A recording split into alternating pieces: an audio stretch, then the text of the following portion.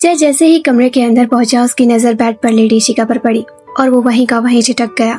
उसकी आंखें हैरानी से फैल गई। सामने लेटी लड़की को पहचान तो रहा था, लेकिन उसका चेहरा देखकर उसका दिमाग बिल्कुल सुन्न पड़ गया था। जिस लड़की को वो हमेशा सांवले रंग में देखता आया था, आज उसका चेहरा बिल्कुल साफ था। उसका गोरा मासूम चेहरा, नाजुक नैन नक्श, सब कुछ अलग ही दिखाई दे रहा था। कुछ पल तक तो वो बस उसे देखता ही रह गया था। उसके दिमाग में एक ही सवाल बार बार घूम रहा था, जो लड़की इतनी सांवली हुआ करती थी, वो अचानक दिखने में इतनी ज्यादा गोरी कैसे हो गई। उसकी सोच का सिलसिला डॉक्टर की आवाज ने तोड़ा। प्लीज सर, आप यहाँ पे लेट जाइए। जय जैसे अचानक होश में लौटा था। उसने बिना कुछ कहे बेड पर लेटकर अपना ब्लड देना शुरू कर दिया। पूरे समय उसकी नजर बार बार इशिका के शांत चेहरे पर चली जाती थी। ब्लड डोनेट करने के बाद जब वो बाहर आया तो उसके कदम लड़खड़ा रहे थे। बाहर आते ही उसने सुषमा जी को कसकर गले से लगा लिया। उसकी आवाज जैसे भर्रा सी गई थी।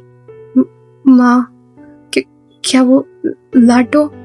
उसके शब्द पूरे भी नहीं हुए थे कि सुषमा जी खुद उलझन में बोली, लेकिन ऐसा कैसे हो सकता है?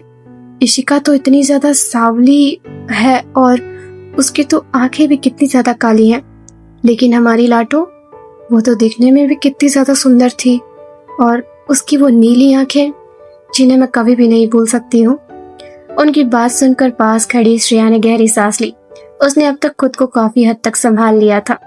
वो धीरे से उनके पास आई और नम आंखों से बोली, मम्मी जी, उसकी भी आंखें नीली ही हैं, लेकिन वो इतनी ज्यादा खूबसूरत है कि जब भी वो अपने असली रूप में घर से बाहर निकलती थी तो लड़के उसके साथ बदतमीजी करने की कोशिश करते थे, इसीलिए उसे ये सब करना पड़ा था। श्रेया के मुंह से सच सुनते ही सुषमा जी की आंखों के आगे अंधेरा छा गया था। उनके पैर टगमगाने लगे थे। वो गिरने ही वाली थी कि जय और श्रेया ने तुरंत उन्हें संभाल लिया। कुछ पल बाद श्रेया ने धीमे स्वर में कहा, सॉरी मम्मी जी, इशिका ने ये बात किसी को भी बताने से मुझे मना किया था। उसकी आवाज में गिल्ट साफ झलक रहा था, लेकिन उसी पल जय के अंदर सालों का दर्द और गुस्सा एक साथ फूट पड़ा था। वो तेज कदमों से शेखर के सामने पहुंचा, उसका कॉलर पकड़कर उसे झटके से खड़ा किया और बिना कुछ सोचे उसके चेहरे पर एक जोरदार मुक्का मार दिया। साले, तुझे तो सब पता था ना कि वो मेरी बहन है, फिर भी तूने मुझे आज तक ये नहीं बताया। हाँ? जय की गूंजती आवाज सुनते ही ध्रुव, श्रेया, सायना और राध्या सब स्तब्ध रह गए थे। किसी ने कभी नहीं सोचा था कि सच इस तरह सामने आएगा, लेकिन इस सब का असर शेखर पर जैसे कोई हुआ ही नहीं था। मुक्का खाने के बाद भी उसका चेहरा बिल्कुल इमोशनलेस था। उसने न पलट कर जवाब दिया, न कोई गुस्सा दिखाया। तभी सुषमा जी आगे बढ़ी और दोनों को अलग करते हुए जैसे बोली, ये क्या कर रहे हो बेटा? अब हमारी लाडो, जिसे हम इतने सालों से ढूंढ रहे थे, आज वो हमारे पास है और तुम हो कि शेखर से लड़ाई कर रहे हो। इतना कहकर वो शेखर के पास आई। उन्होंने बड़े प्यार से उसके गाल पर अपना हाथ फेरा और चिंता भरी आवाज में पूछा, बेटा तुम्हें कहीं लगी तो नहीं ना? शेखर ने पहली बार उनकी तरफ देखा। उसने धीरे से उनका हाथ अपने हाथों में लिया और बिल्कुल शांत से स्वर में कहा, नहीं माँ, मुझे बिल्कुल भी नहीं लगी है। तभी ऑपरेशन थिएटर का दरवाजा खोला और डॉक्टर बाहर आए। उनके चेहरे पर इस बार राहत थी। उन्होंने मुस्कुराते हुए कहा, कॉन्ग्रेचुलेशन, पेशेंट अब खतरे से बाहर है। ये सुनते ही पूरे कॉरिडोर में जैसे एक साथ सबने राहत की सांस ली थी। कई चेहरों पर पहली बार मुस्कान लौटी थी, लेकिन डॉक्टर ने तुरंत आगे कहा, हालांकि पेशेंट अभी बेहोश है, इसलिए आप लोग थोड़ी देर बाद उनसे मिल सकते हैं। उनकी बात सुनकर जय की आंखों में खुशी के साथ पछतावा भी उतर आया था। उसे अपने किए पर अफसोस होने लगा था। वो धीरे धीरे शेखर के सामने आया और सिर झुकाकर बोला, सॉरी यार। शेखर ने उसकी तरफ देखा, फिर हल्का सा झुककर उसके कान के पास धीमी सी वॉइस में बोला, तूने कोई गलती नहीं की है, और अगर की भी होती तो मैं तुझे माफ कर देता।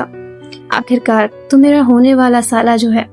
उसकी बात सुनकर इतने भारी माहौल में भी जय की आंखों में हल्की सी मुस्कान लौट आई थी, जबकि आसपास खड़े सभी लोग पहली बार इस रिलेशन की गहराई को महसूस कर रहे थे। कुछ देर तक जय बिल्कुल खामोश खड़ा रहा। उसके चेहरे पर कोई भी भाव नहीं था, लेकिन उसके अंदर न जाने कितनी बातें एक साथ चल रही थी। फिर अचानक उसे एक एक करके वो सारे पल याद आने लगे, जब उसने शेखर को इशिका के लिए बेकाबू होते देखा था। उसका पागलपन, उसकी दीवानगी, उसका हर फैसला, सब कुछ सिर्फ इशिका के इर्द गिर्द ही घूमता था। एक पल के लिए जय के दिल में अपनी बहन को लेकर थोड़ा सा डर जरूर समा गया और उसने खुद से ही बुदबुदाया, अगर ये इतना पागल है तो कहीं ईशु को कोई तकलीफ, लेकिन अगले ही पल उसके मन में दूसरा ख्याल आ गया। उसे एहसास हुआ कि शेखर का प्यार आज का तो बिल्कुल भी नहीं था। वो बचपन से ही इशिका से इतना ज्यादा प्यार करता था कि उसी के लिए उसने उसकी फैमिली से बदला लेने तक का फैसला कर लिया था।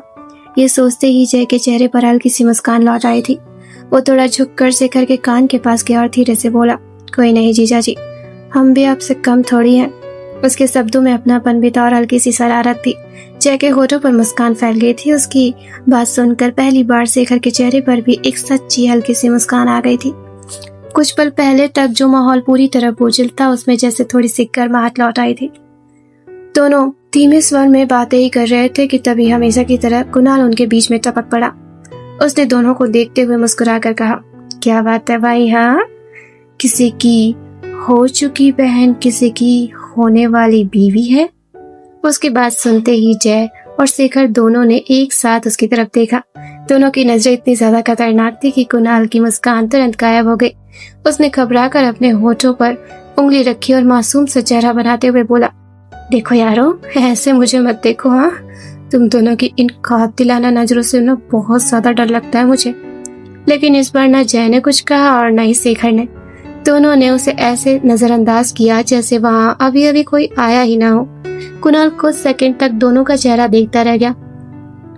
जब उसे समझ आ गया कि कोई उसे भाव नहीं देने वाला है तो उसने मुंह टेढ़ा किया, धीरे से बड़बड़ाया और नाराज बच्चे की तरह चलता हुआ ध्रुव और ब्रंग के पास जाकर खड़ा हो गया।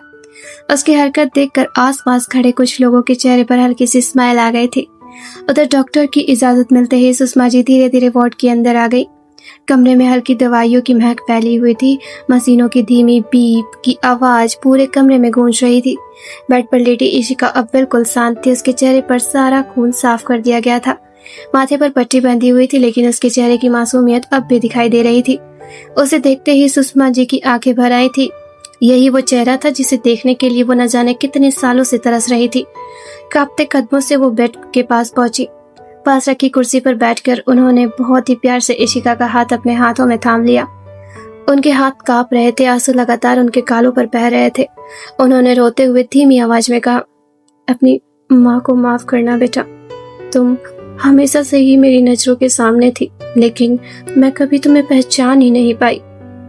मैं तो एक माँ कहलाने के भी लायक नहीं हूँ कि अपनी बेटी के इतने पास होते हुए भी उसे पहचान तक ना सकी। उनकी हर बात में सालों का दर्द और पछतावा झलक रहा था। पीछे थोड़ी दूर पर जय और शेखर चुपचाप खड़े ये सब देख रहे थे।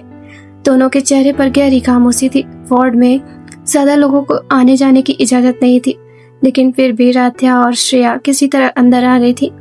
दोनों की आंखें लगातार इशिका पर टिकी हुई थी। उसे उस हालत में देखकर उनका दिल बार बार भर रहा था।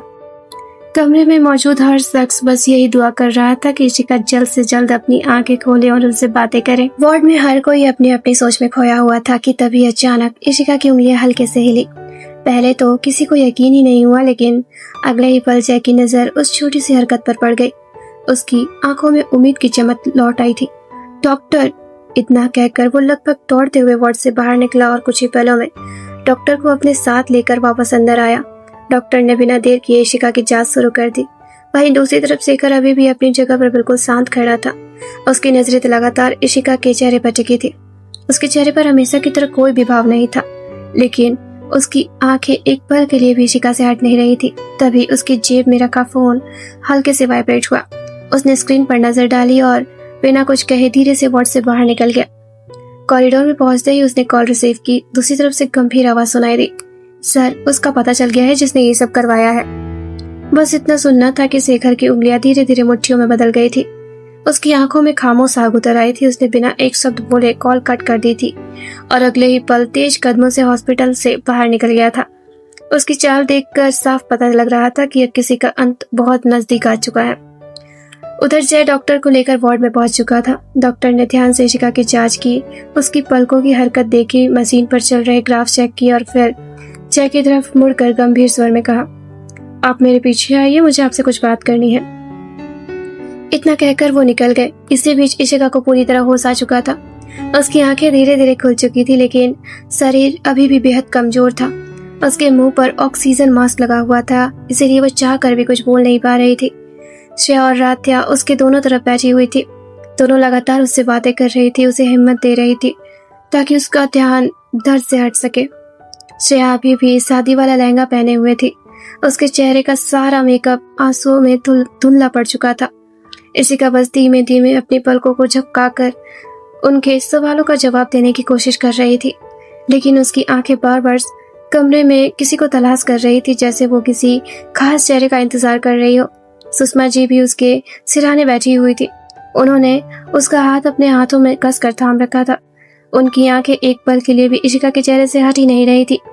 सालों की तलाश आज उनके सामने थी और वो बस उसे देखते ही जा रही थी। उधर शहर के दूसरे छोर पर एक कमरे में घना अंधेरा पसरा हुआ था। सिर्फ बालकनी से आती हल्की चांदनी कमरे में एक कोने को छू रही थी। उसी बालकनी में एक लड़की खड़ी थी। उसने छोटी सी मिनी फ्रॉक पहनी हुई थी और गुस्से से उसका चेहरा तमतमा रहा था।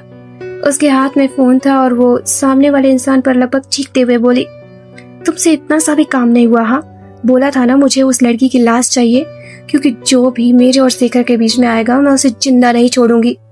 उसकी आंखों में नफरत साफ दिखाई दे रही थी। फोन पकड़े उसका हाथ गुस्से से कांप रहा था। हाँ, ये कोई और नहीं बल्कि ईशानी थी। जिस दिन उसने अपनी बर्थडे पार्टी में शेखर को उस मिस्टीरियस लड़की के साथ देखा था और बाद में उसे पता चला कि वही लड़की उसके आसपास रहती है, उसी दिन उसके अंदर जलन और जुनून ने जन्म ले लिया था। तभी उसने फैसला कर लिया था कि अगर शेखर को पाने के लिए किसी की जान भी लेनी पड़े तो वो बिना एक पल सोचे ऐसा करेगी और पीछे नहीं हटेगी। और इशिका का एक्सीडेंट उसी खतरनाक साजिश का एक हिस्सा था। उधर आईसीयू के अंदर हल्की हल्की मशीनों की भी पूरे कमरे में गूंज रही थी। इशिका को होश आए काफी देर हो चुका था, लेकिन उसकी बेचैन नजरें लगातार दरवाजे की तरफ ही उठ रही थी। वो बार बार पूरे कमरे में किसी को ढूंढ रही थी। उसकी आंखों में साफ इंतजार था। कुछ देर बाद विजिटिंग टाइम खत्म होने लगा, इसलिए श्रेया और राध्या ने उसके सिर पर प्यार से हाथ फेरा, मुस्कुराकर बाय कहा और सुषमा जी को साथ लेकर बाहर निकल गई। उनके जाते ही जय, ध्रुव और शाइना अंदर आए। ध्रुव लगभग दौड़ता हुआ उसके बेड के पास पहुंचा और उसके सिरहाने बैठ गया। उसे देखते ही इशिका के चेहरे पर हल्की सी मुस्कान आ गई थी, लेकिन ध्रुव उसकी आंखों को पढ़ना जानता था। उसने तुरंत समझ लिया कि इशिका उसे नहीं किसी और को तलाश कर रही है। उसकी नजरें लगातार शेखर को ढूंढ रही थी। उधर शाइना, जो अब तक खुद को मुश्किल से संभाले हुए थी, उसके पास आकर हल्की नाराजगी से उसे डांटने लगी कि उसने इतनी बड़ी बात किसी को क्यों नहीं बताई। इशिका बस चुपचाप उसे देख रही थी। तभी जय ने हल्के से ध्रुव की तरफ देखा और आंखों ही आंखों में इशारा किया। ध्रुव सब समझ गया। उसने धीरे से शाइना का हाथ पकड़ा और उसे लेकर बाहर चला गया। कुछ ही पल में पूरे कमरे में सिर्फ जय और इशिका रह गए थे। कमरे में कुछ सेकंड तक गहरी खामोशी छाई रही। जय धीरे धीरे आगे बढ़ा और बेड के पास रखी उस कुर्सी पर बैठ गया। उसने बहुत प्यार से इशिका का हाथ अपने हाथों में लिया। उसकी आंखें पहले ही नम हो चुकी थी, गला भर आया था। उसने कांपती हुई वॉइस में कहा, माफ करना जान, मुझसे बहुत बड़ी गलती हो गई। तेरे भाई को पता ही नहीं था कि तूने इतना सब कुछ झेला है। उसकी आवाज सुनकर इशिका की आंखों में हैरानी उतर आई थी। वो बिना पलक झपकाए जय को देखने लगी थी। उसे समझ नहीं आ रहा था कि आखिर जय को ये सब कैसे पता चला। तभी जय के दिमाग में कुछ देर पहले की वो बात फिर से ताजा हो गई थी। फ्लैशबैक। डॉक्टर अपने केबिन में कुर्सी पर बैठे थे। सामने जय बिल्कुल सीधा बैठा हुआ था। उसके चेहरे पर कोई भी भाव नहीं था। उसकी आंखें लगातार डॉक्टर पर टिकी हुई थी। उस खामोश नजर ने डॉक्टर को भी असहज कर दिया था। उन्होंने गहरी सांस लेकर धीरे से कहना शुरू किया, देखिए मिस्टर, मेरे ख्याल से आपकी बहन को बचपन में काफी ज्यादा टॉर्चर किया गया है। उनकी बॉडी पर आज भी उसके निशान मौजूद है और वो भले ही बाहर से खुद को स्ट्रॉन्ग दिखाने की कोशिश करती होंगी आपको, लेकिन उनके साथ कई बार जबरदस्ती करने की कोशिश भी की गई है। डॉक्टर के मुंह से ये सब निकलते ही जय की मुट्ठियां अपने आप भिज गई थी। उसकी नसें तन गई थी। उसे पहले से सिर्फ इतना पता था कि बचपन में शिका के साथ बहुत बदसलूकी होती थी, लेकिन ये सच उसके लिए किसी सदमे से कम नहीं था। वहीं उसे इस बात का पूरा भरोसा भी था कि शिखर कभी भी इशिका के साथ जबरदस्ती तो नहीं कर सकता है। वो ऐसा इंसान तो था ही नहीं। लेकिन उस वक्त उस बातचीत का एक और गवाह भी था और वो था खुद शेखर। जल्दबाजी में जय कॉल काटना भूल गया था, इसीलिए डॉक्टर का एक एक शब्द सीधा शेखर के फोन तक पहुंच रहा था। गाड़ी के अंदर गहरी खामोशी पसरी हुई थी। जैसे जैसे डॉक्टर की बातें उसके कानों में उतरती गई थी, वैसे वैसे शेखर का चेहरा गुस्से से काला पड़ता चला गया था। उसकी आंखें खून की तरह लाल हो चुकी थी। उसके हाथों की नसें साफ उभर आई थी। पूरी गाड़ी में ऐसा सन्नाटा था कि किसी की सांसों की आवाज तक साफ सुनाई नहीं दे रही थी। आगे बैठा ड्राइवर रियर व्यू मिरर से बार बार शेखर का चेहरा देख रहा था। उसके माथे पर पसीना आ गया था। वो शेखर को अच्छी तरह जानता था। उसे मालूम था जब शेखर इतना शांत हो जाता है तब असल में तूफान आने वाला होता है। ये वही खामोशी थी जो किसी सुनामी के आने से पहले छा जाती थी। Flashback and. मतलब क्या आप बिलीव कर सकते हो, मैं स्टोरी में इतना ज़्यादा खो गई थी कि मैं पूरे इमोशंस को फील कर सकती थी। मैंने अभी जितना भी वॉइस ओवर किया है मैंने उसको फील किया है। इनफैक्ट जो जितना इन लोगों ने, जितना कैरेक्टर्स ने फील नहीं किया होगा उतना तो मुझे फील हो गया। मेरा गला बैठ गया था एंड सडनली मेरे आंखों से आंसू निकलने लगे थे कि यार मतलब मिलन इनका हो रहा है, रो यहाँ पे मैं रही हूँ। आप बिलीव नहीं करोगे कि मुझे अपना गला थोड़ा ठीक करने के लिए रील देखने की ज़रूरत पड़ी। अभी मैं इंस्टाग्राम से कम 10-15 मिनट की रील स्क्रॉल करके आ रही हूँ, तब जाके मेरा थोड़ा गला है कि थोड़ा ठीक हुआ है। भगवान न करे कि आगे भी इनका थोड़ा रोना धोना चलता रहे, वरना इनसे ज़्यादा मुझे फीलिंग्स आ जाएंगे एंड फिर मैं रोने लगूंगी बैठ के। तो चलिए फिलहाल कंटिन्यू करते हैं। मैं तो रो चुकी हूँ, दोबारा रोने की ज़रूरत ना पड़े हालांकि। बाकी कंटिन्यू करते हैं गाइस। मेरा गला सच में बहुत ज्यादा भर आया था। जय की आंखों के सामने डॉक्टर की कही हर बात अभी भी घूम रही थी। उसने इशिका का हाथ और कस कर पकड़ लिया। उसकी आवाज पूरी तरह भर्रा चुकी थी।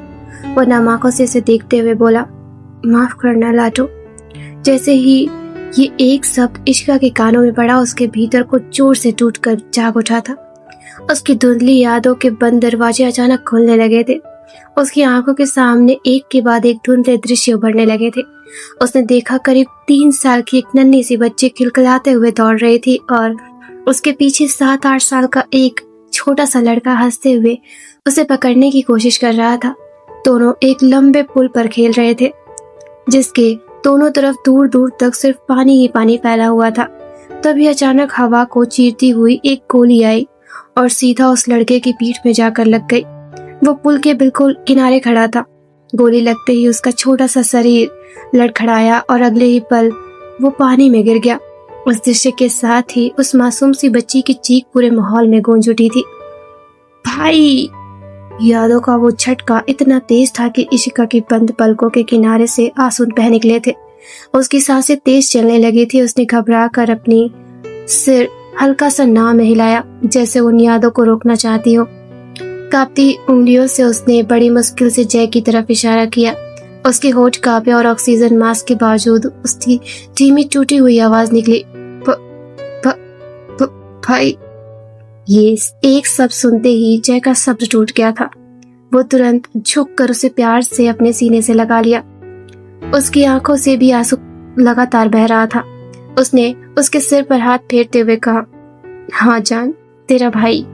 माफ करना जान, तेरा भाई कोमा में चला गया था और जब मुझे होश आया तो मैं तुझे वापस ढूंढने आया, लेकिन तब तक दादी इस दुनिया से जा चुकी थी और तू वहाँ नहीं थी। लेकिन तेरे भाई ने तुझे ढूंढना कभी भी नहीं छोड़ा और आज देख, आज हम फिर से मिल गए। हर शब्द के साथ उसकी आवाज कांप रही थी। सालों का बिछड़ना, दर्द और इंतजार आज उन दोनों की आंखों से आंसुओं की तरह बह रहा था। उधर दूसरी तरफ शेखर फिर उसी सुनसान सड़क पर खड़ा था जहाँ कुछ देर पहले इशिका का एक्सीडेंट हुआ था। चारों तरफ सन्नाटा पसरा हुआ था। उसकी नजरें लगातार उसी जगह पर टिकी हुई थी जहाँ कुछ देर पहले इशिका की टूटी हुई कार खड़ी थी। उसकी आंखें अब भी लाल थी। डॉक्टर की कई बार बार उसके दिमाग में गूंज रही थी। उनके साथ कई बार जबरदस्ती करने की कोशिश की गई है। बस यही एक वाक्य उसके भीतर आग की तरह जल रहा था। उसे इतना यकीन था कि ये सब उस समय हुआ होगा जब वो इशिका के साथ नहीं था, लेकिन कब, कैसे और किसने, इन सवालों का जवाब अब सिर्फ एक ही इंसान दे सकता था। वो थी खुद इशिका। फिर भी उसने खुद को रोका। इस हालत में उससे कुछ पूछना सही नहीं था। उसने लंबी सांस ली, अपनी मुठ्ठियां ढीली की और ड्राइवर की तरफ देखते हुए ठंडी सी आवाज में कहा, मुझे वापस हॉस्पिटल ले चलो। कुछ ही देर बाद गाड़ी हॉस्पिटल के बाहर आकर रुक गई थी। शेखर उतरा और हमेशा की तरह बिल्कुल इमोशनलेस चेहरे के साथ अंदर चला गया। इधर ध्रुव और कुणाल ने बहुत समझाकर सुषमा जी, जय और श्रेया को घर भेज दिया था। जय और श्रेया की अभी अभी शादी हुई थी। श्रेया अभी भी शादी वाले लहंगे में ही थी और सुषमा जी भी पूरी तरह थक चुकी थी। इसलिए ध्रुव और कुणाल ने फैसला किया कि रात भर वो दोनों ही हॉस्पिटल में रुकेंगे। भारी मन से सुषमा जी सबके सामने समझाने पर वहां से चली गई, जबकि हॉस्पिटल की उस ठंडी रात में अब सिर्फ इंतजार ही बाकी रह गया था। मतलब इस सिचुएशन ने मेरे गले को पता नहीं क्या कर दिया यार, कि मैं थोड़ा सा ही वॉइस ओवर कर रही हूँ, फिर मेरा गला भर जा रहा है। मतलब पूरी सिचुएशन ऐसी बनी हुई है कि मेरे इमोशन से ज्यादा मेरे गले को दुख हो रहा है बोलने में। पहले आगे कंटिन्यू करती हूँ, देखती हूँ आज मैं कितना कंटिन्यू कर पाती हूँ, क्योंकि मेरा गला सच में बहुत ज्यादा दर्द हो रहा है, क्योंकि आज का वॉइस ओवर मैंने बहुत ज्यादा इमोशन के साथ लगता है कर दिया है, जिससे मेरे गले में शायद प्रॉब्लम हो रही है। तो ज्यादा आज रिकॉर्ड नहीं कर पाऊंगी, लेकिन जितना पॉसिबल होगा उतना करती हूँ। जब शेखर हॉस्पिटल वापस पहुंचा तब ध्रुव, कुणाल, शाइना और राध्या सभी आईसीयू के बाहर ही बैठे थे। पूरे कॉरिडोर में अजीब सी खामोशी पसरी हुई थी। शेखर ने अपनी हमेशा वाली इमोशनलेस आंखों से बस एक बार सबकी तरफ देखा। उसके चेहरे पर ना तो कोई थकान थी और ना ही कोई बेचैनी, बस वही ठंडी खामोशी जो उसे और भी ज्यादा खतरनाक बना देती थी। बिना किसी से कुछ कहे वो सीधे आईसीयू की तरफ बढ़ गया। राध्या ने उसे जाते हुए देखा तो उसके मन में आया कि उसे रोककर बता दे कि इशिका अभी अभी होश में आई है, लेकिन जैसे ही उसकी नजर शेखर के चेहरे और उसके खतरनाक आभा पर पड़ी, उसके होठ खुद ब खुद बंद हो गए थे। वो चाहकर भी एक शब्द भी नहीं बोल पाई थी। कुणाल ने उसके चेहरे के बदलते भाव पढ़ लिए थे। वो धीरे से उसकी तरफ झुका और उसके पास आया और फुसफुसाया, कोई जरूरत नहीं है जाने उसे। राध्या ने चुपचाप उसकी तरफ देखा और हल्के से सिर हिला दिया। तभी ध्रुव ने माहौल को हल्का करने की कोशिश करते हुए कहा, क्यों ना हम लोग कैंटीन चलते हैं, बहुत देर हो गई है, खाना भी नहीं खाया है सभी ने, 9 बजने वाले हैं। सबने एक साथ घड़ी की तरफ देखा। सचमुच समय का किसी को एहसास ही नहीं हुआ था। सबने ध्रुव की बात मान ली और धीरे धीरे वहां से कैंटीन की तरफ चल पड़े। वैसे भी आईसीयू के बाहर पहले से ही इशिका के गार्ड्स तैनात थे, और सबसे बड़ी बात, जब तक शेखर वहां मौजूद था किसी की इतनी हिम्मत नहीं थी कि वो इशिका की तरफ आंख उठाकर भी देख सके। उधर शेखर चुपचाप आईसीयू के अंदर एंटर हुआ। कमरे में हल्की सी रोशनी थी और मशीनों की कंट्रोलिंग भी पूरे माहौल को और भी ज्यादा शांत बना रही थी। इशिका आंखें बंद किए बिल्कुल स्थिर से लेटी हुई थी। शेखर बिना कोई आवाज किए उसके बेड के पास आया। पास रखी छोटी सी टेबल पर वो बैठ गया और बहुत ही धीरे से अपना ठंडा हाथ उसके हाथ पर रख दिया। जैसे ही उसकी उंगलियों का स्पर्श इशिका को महसूस हुआ, उसने धीरे धीरे अपनी आंखें खोली। सामने वही चेहरा था, ठंडा, गंभीर और पूरी तरह इमोशनलेस, लेकिन जिसे वो कब से ढूंढ रही थी आखिरकार वो उसके सामने ही आ गया था। उसे देखते ही इशिका के होठों पर अपने आप एक हल्की सी मुस्कान आ गई थी। उसकी आंखों में राहत साफ दिखाई दे रही थी। वो उससे बहुत कुछ कहना चाहती थी। उसके मन में न जाने कितनी बातें उमड़ रही थी। कहीं न कहीं उसे ये भी डर था कि शायद उसके पास ज्यादा वक्त नहीं है, लेकिन शेखर उसकी हालत समझ चुका था। उसने हल्के से सिर हिलाकर उसे चुप रहने का इशारा किया। फिर उसने उसका हाथ अपने दोनों हाथों के बीच पूरी तरह समेट लिया और अपनी ठंडी आवाज में मगर धीमी वॉइस में बोला, कोई जरूरत नहीं है तुम्हें बोलने की, चुप रहो बिल्कुल। हाँ, जब तुम ठीक होना ना तब जितना मन हो बोल लेना, फिलहाल बिल्कुल शांत रहो। मुझे तुम्हारी बिल्कुल भी आवाज नहीं आनी चाहिए। उसकी आवाज सख्त थी, लेकिन उसके हाथों की पकड़ में छिपी बेचैनी साफ महसूस हो रही थी। उसी समय आईसीयू का दरवाजा धीरे से खुला। एक नर्स अपने हाथों में पेशेंट के लिए खाना और कुछ कपड़े लेकर अंदर आई, लेकिन जैसे ही उसने कमरे में कदम रखा उसकी नजर सीधे शेखर पर जाकर ठहर गई। वो कुछ पल के लिए बिल्कुल वहीं रुक सी गई थी। उसकी आंखें हैरानी से फैल गई थी। सामने बैठा वही इंसान था जिसे उसने अब तक सिर्फ खबरों, बिजनेस मैगजीन और लोगों की बातों में सुना था। उसके मन में अचानक ये शब्द उभरे, मिस्टर शेखर राजपूत। वो कुछ सेकंड तक बस उसे देखती रह गई थी। पूरे कमरे में फिर से वही गहरी खामोशी लौट आई थी, जिसमें सिर्फ मशीनों की बीप और इशिका की धीमी सांसों की आवाजें ही सुनाई दे रही थी। The travel king, oh my God! Nurse के मुंह से हैरानी से धीरे से बाहर निकला। अगले ही पल उसके कानों में शेखर की ठंडी और खतरनाक आवाज गूंजी, खड़ी रहोगी या फिर अंदर भी आओगी? उसकी आवाज सुनते ही नर्स घबरा कर होश में आई। उसने जल्दी से ट्रे संभाली और आईसीयू के अंदर आ गई। उसके हाथ हल्के हल्के कांप रहे थे। हकलाते हुए उसने कहा, सर वो मैडम को खाना। उसने अपनी बात पूरी भी नहीं की थी कि शेखर ने उसी ठंडी आवाज में उसे रोक दिया। जरूरत नहीं है, मेरी बीवी को मैं खुद भी खाना खिला सकता हूँ। ये सुनते ही नर्स की आंखें हैरानी से फैल गई। उसका मुंह खुला का खुला रह गया।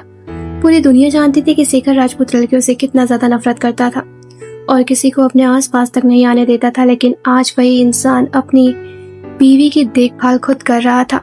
तभी उसकी नजर पहली बार इशिका के चेहरे पर पड़ी। कुछ पल के लिए वो जैसे सब कुछ भूल सी गई थी। सामने लेटी इशिका का मासूम बेहद खूबसूरत सा चेहरा और उसकी समुद्र सी गहरी नीली आंखें देखकर वो अचानक ही बुदबुदा उठी। भला कोई इतना खूबसूरत कैसे हो सकता है? इशिका अपनी नीली आंखों से चुपचाप उस नर्स को देख रही थी। तभी एक बार फिर शेखर की भारी आवाज पूरे कमरे में गूंज उठी।